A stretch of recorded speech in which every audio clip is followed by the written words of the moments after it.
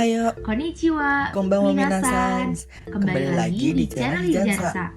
Perkenalkan, nama gue Rizky Akbar Cahyo, biasa dipanggil Rizbar, dari Divisi Kebudayaan, Angkatan tahun 2019. Dan gue Nadia Zahra, biasa dipanggil Nadia, dari Divisi Kebudayaan Angkatan tahun 2019. Kali ini kita akan membahas berbagai macam kebiasaan unik orang Jepang yang berbeda dari negara Indonesia. Langsung aja yuk kita masuk ke pembahasannya. Kebiasaan unik yang pertama yaitu disiplin mengantri. Pasti kamu udah tahu kan kalau negara Jepang itu bisa maju karena tingkat disiplin mereka yang udah diterapin sejak dini. Mulai dari budaya antri, tepat waktu, sampai ramah tamahnya. Beberapa orang Indonesia belum terlalu peduli ketika mengantri. Tapi di Jepang, budaya antri sudah sangat lekat dan tertib. Patut dicontoh banget ya. Untuk kebiasaan unik yang kedua, ada hubungannya nih dengan hal yang tadi udah disebutin sama Nadia. Di balik keunggulan disiplinnya mereka, ada satu nih yang masih jadi pertanyaan. Penduduk Jepang, terlebih di Osaka, suka memarkir sepeda mereka sembarangan. Padahal ada tulisannya yang tertera kalau sepeda dilarang parkir. For your information, sepeda sendiri sudah jadi kendaraan yang banyak dipakai di Jepang. Kalau di Indonesia sih pastinya sepeda motor. Kalau Nadia sendiri lebih suka naik sepeda atau sepeda motor nih? Kebetulan karena tinggal di Indonesia, gue lebih suka naik sepeda motor sih. Kebiasaan unik yang ketiga ini berhubungan sama sikat gigi nih. Kalau lo Bar, biasanya sikat gigi di mana?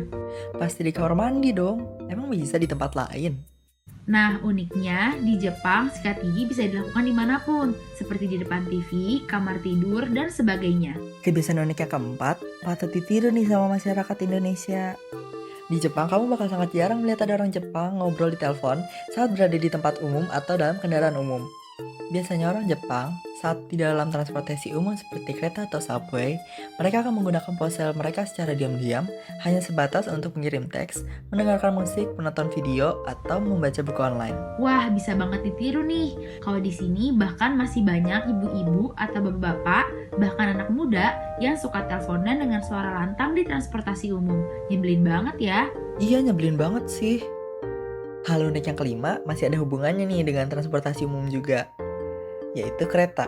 Di kereta bawah tanah Jepang, ada petugas nih yang memang ditunjuk khusus untuk mendorong kamu ke dalam gerbong kereta bawah tanah yang penuh dan sesak.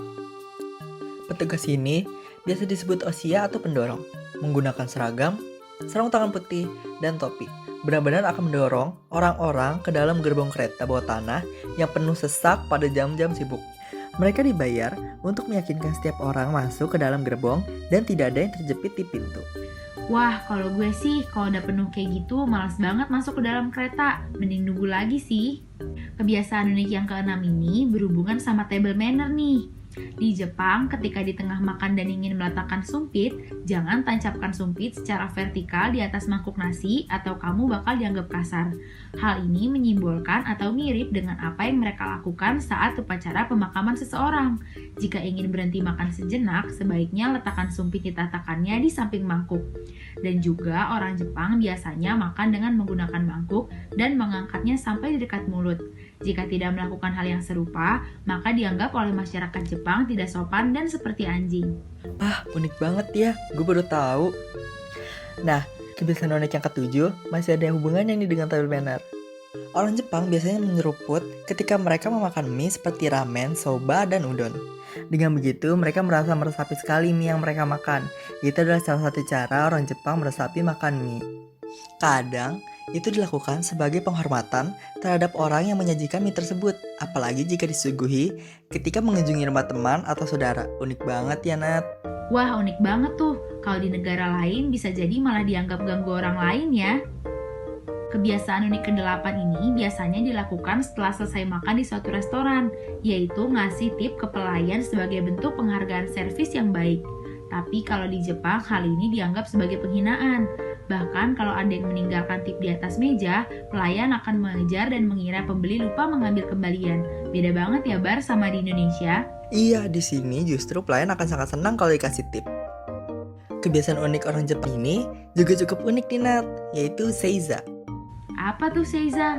Seiza merupakan cara duduk yang biasa dilakukan oleh masyarakat Jepang di berbagai acara formal, seperti saat berada di kuil, upacara pemakaman, dan upacara minum teh. Seiza dilakukan di atas tatami dan bukan suatu hal yang mudah untuk dilakukan. Bagi yang tidak terbiasa melakukannya, seiza akan membuat kaki terasa pegal, kesemutan, hingga sakit.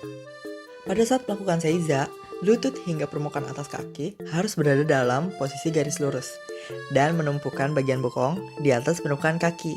Kira-kira lo bisa nggak Nat melakukan seiza ini? Kayaknya enggak deh, kalau nggak terbiasa susah banget tuh, pasti bakal sakit dan pegel banget. Nah, kebiasaan yang ke-10 ini unik banget nih. Lo tahu tradisi Hanami nggak? Nggak tahu tuh Nat, apa ya? Jadi, tradisi ini tuh biasanya berlangsung waktu musim semi.